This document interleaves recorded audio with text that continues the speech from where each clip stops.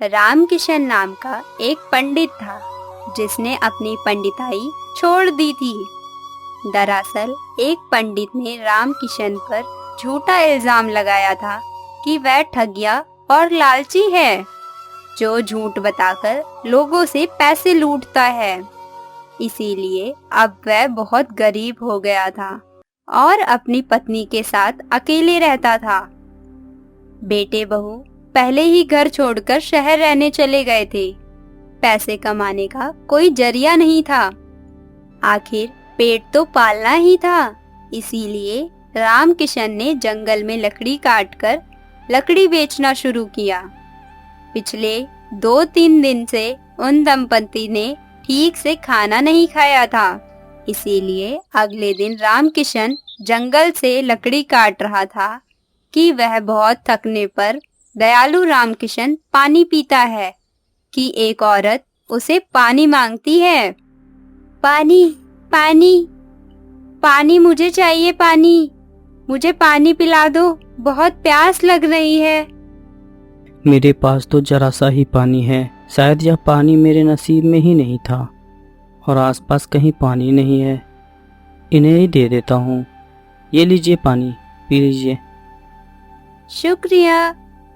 ऐसा कहकर वो दयालु स्वभाव का पंडित उसे अपना पानी पिला देता है। रामकिशन फिर से पेड़ काटने लगता है और लकड़ी के गट्ठर इकट्ठे कर कर सर पर रखकर चलने लगता है। जहां आगे जाकर एक बकरी उसे गड्ढे में मिलती है और वह कहता है, अरे बाप रे बाप, यह छोटी सी बकरी तो इतने गहरे गड्ढे में है। मेरे लिए तो मुश्किल है इसे निकालना, पर क्या करूं? किसी को परेशानी में देखकर उसे छोड़ नहीं सकता। मुझे इसे बाहर निकालना ही होगा। ए बकरी, आजा आजा आजा, ले ले ले। रामकिशन बकरी को थोड़ा करीब लाने के लिए पेड़ से हरी डाल तोड़कर उसे खाने के लिए मजबूर करता है। जैसे ही बकरी खाने के लिए चलती है तो वह अपनी चतुराई से उसे पकड़कर बाहर निकाल देता है और कहता है, शुक्र है तुम ठीक हो और घर आ गई, वरना इस गड्ढे में आकर मैं भी फंस जाता हूँ। ऐसा कहकर वह जैसे ही जाने लगता है तो बकरी उसकी धोती पकड़ लेती है। तो वह जाने की कोशिश करता है, फिर भी बकरी जाने नहीं देती और रामकिशन कहता है, तुम्हें भूख लगी है और तुम मुझे जाने नहीं दे रही? तुम्हें और खाना खाना है? मैं बकरी की बात समझकर वह उसे ढेर सारी हरी हरी घास और डालियां खिला देता है और अपने लकड़ी के गट्ठे को लेकर चलने लगता है। जहाँ एक संत महाजन थे और उनके ऊपर जहरीला बिच्छू चलने वाला था। घबराकर रामकिशन कहता है, इस बिच्छू को तो उन साधु बाबा को काटना है। क्यों ना मैं इन्हें हटा दूं?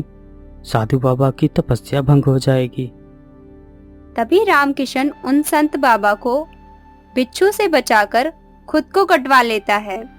तभी संत बाबा अपनी आंखें खोलकर कहते हैं, मैं तुमसे प्रसन्न हुआ रामकिशन।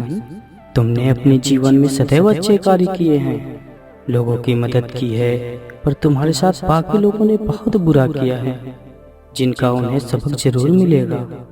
तुमने सारी परीक्षाएं पार की, मेरी तपस्या भंग होने से बचाया, मुझे चारा खिलाया और पानी भी पिलाया। इसलिए मैं तुम्हें यह जादुई पोटली दे रहा हूँ। तुम्हें जिस भी सामान की जरूरत पड़ेगी, 1 रुपये का सिक्का डालते ही तुम अपनी इच्छा व्यक्त करना, वह कार्य तभी पूर्ण हो जाएगा। और कहता है, शुक्रिया संत महाराज, शुक्रिया। आपने मुझे यह दिया, इससे मेरे घर की सारी स्थिति ठीक हो जाएगी। मैं अपनी पत्नी की सेवा कर पाऊंगा, उसे खाना खिला पाऊंगा। हम बहुत गरीब हैं, सब जानता हूँ, इसलिए आप खुशी खुशी रहो। ध्यान रहे इस पोटली के बारे में किसी को पता ना चले।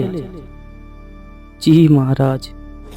घर जाकर पुजारी उस पोटली में अपनी गठरी से 1 का सिक्का लेकर उस पोटली में डालता है। हे जादुई पोटली, अगर तुम ज्यादा ही हो तो मुझे स्वादिष्ट खाना प्रदान करो। हमने बहुत दिनों से कुछ खाया नहीं है। उसके ये कहते ही वहाँ स्वादिष्ट खाना आ जाता है। ये देखकर उसकी पत्नी हैरान हो जाती है, जिसे वह सब कुछ बताता है। उसके बाद सरोज 1 का सिक्का डालकर अपने टूटे फूटे घर को नए घर में बदलने की मांग करती है। उसके ऐसा करते ही पुरानी झोपड़ी नए घर में बदल जाती है और कहती है, यह तो चमत्कार हो गया, अब हम अच्छे से रह सकते हैं। एक चीज और मांग लेती हूँ, हे जादुई पोटली, हमें 2 अच्छी सेहतमंद गाय दे दो। ये कहते ही गाय भी प्रकट हो जाती है, जिससे वह दूध बेचकर अपने घर के खर्चे को चलाते हैं और उस पोटली को जरूरत आने पर ही अलमारी से निकालते हैं और खुशी खुशी रहने लगते हैं। साथ ही गरीब लोगों की मदद भी करते हैं। तो दोस्तों, आपको हमारी ये कहानी दयालु पंडित कैसी लगी, हमें कमेंट करके जरूर बताएं। चैनल को सब्सक्राइब करना ना भूलें। Thank you.